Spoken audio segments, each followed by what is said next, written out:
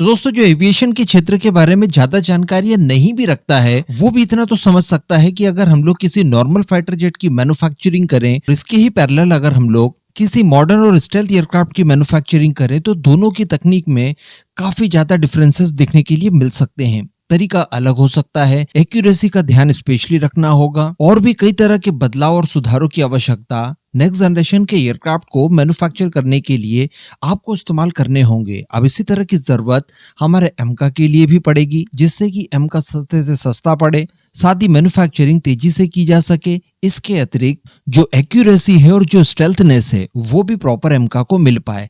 Ultimately अगर देशी भाषा में कहें तो तेजस से ज्यादा चिकना इसे बनाने की आवश्यकता होगी, जैसे कि F-35 को या फिर F-22 रैप्टर को हम लोग देखते हैं। आप स्क्रीन पर देखिए, ये देखने में कितने ज्यादा फाइन नजर आते हैं। तो इसी तरह की टेक्नोलॉजी के साथ जब तक एमका को नहीं बनाया जाएगा, तब तक ये अपनी प्रॉपर स्टेल्थनेस को प्राप्त नहीं कर पाएगा। अब इसके लिए क्या तैयारी की जा रही है, इसी को लेकर आगे हम लोग चर्चा करने जा रहे हैं। आप अपने खुद के इस चैनल को सब्सक्राइब करके हमारा मनोबल जरूर बढ़ाएं। तो दोस्तों देखिए, पुरानी पारंपरिक तरीकों से जब विमान तैयार किए जाते हैं तो उनमें होता यह है कि काफी समय लग जाता है। अब जब देरी होती है तो इसका इम्पैक्ट पड़ता है कीमतों के ऊपर।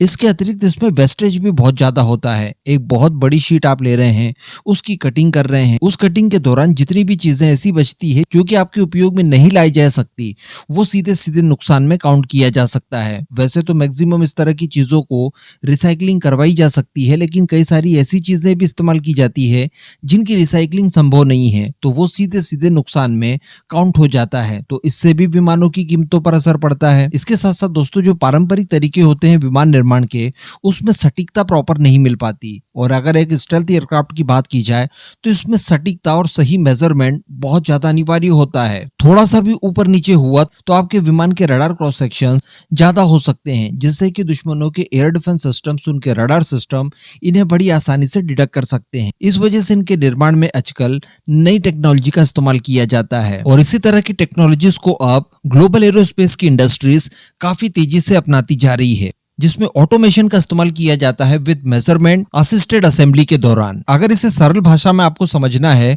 तो आप ये वाली क्लिप इस समय देख रहे हैं अपनी स्क्रीन पर। यहाँ पर F-35 का कॉकपिट तैयार किया जा रहा है 3D टेक्नोलॉजी के आधार पर, जबकि पुराने पारंपरिक विमान जो तैयार किए जाते थे उनको तैयार करने के लिए इस्तेमाल की जाती थी CNC मशीन्स, जिसमें वेस्टेज ज्यादा होता था, मेजरमेंट उतना ज्यादा सटीक नहीं हो पाता था, जिससे कि रडार क्रॉस सेक्शन भी बढ़ जाता है, आपकी कीमतें भी बढ़ जाती है और समय भी बढ़ जाता है। इस वजह से अब एमका को तैयार करने के लिए इसी तरह की 3D टेक्नोलॉजी का इस्तेमाल किया जाएगा। इससे ज्वाइंट्स भी कम आते हैं, जो मेटल अलॉयज आप इस्तेमाल करते हैं वो भी कम से कम लगता है, उनका वेस्टेज ना के बराबर होता है और इसी के साथ साथ इससे आप अपने विमान की सटीकता पहले की तुलना में ज्यादा बढ़ा सकते हैं, इसे और ज्यादा स्टेल्थी बना सकते हैं, साथ ही वेस्टेज वगैरह नहीं निकलेगा, किसी तरह का कोई नुकसान नहीं होगा, तो इनकी कीमतें भी अपने आप कम हो जाएगी। तो इसके लिए बताया जा रहा है कि HAL द्वारा पूरी तैयारियां कर ली गई है। इसको लेकर पहले भी इस तरह की खबरें निकल कर आई थी कि HAL द्वारा भारत की उन प्राइवेट कंपनियों को कांटेक्ट किया जाएगा जो कि 3D प्रिंटिंग के क्षेत्र में काफी ज्यादा अच्छा इस समय कर रही है। इसके अलावा यहाँ पर मेक इन इंडिया पहल का भी इस्तेमाल किया जाएगा, यानी विशेष ध्यान रखा जाएगा कि इस तरह की जो 3D प्रिंटिंग के लिए पार्टनर्स हो वो भारतीय कंपनियां हो और ये सारे के सारे काम भारत में ही किए जाएं। एंड इसके लिए जितना भी इन्वेस्टमेंट करने की जरूरत पड़ेगी वो भी गवर्नमेंट इस समय करने के लिए तैयार है। अल्टीमेटली एक मिशन मोड पर एमका प्रोग्राम को तैयार किया जाएगा, जिसे कि हम लोग बहुत ही जल्द रोल आउट होते हुए देख पाएंगे, क्योंकि लास्ट वीडियो में ही मैंने आपको अपडेट दिया था कि अब काफी कम समय बचा है इसके रोल आउट होने में।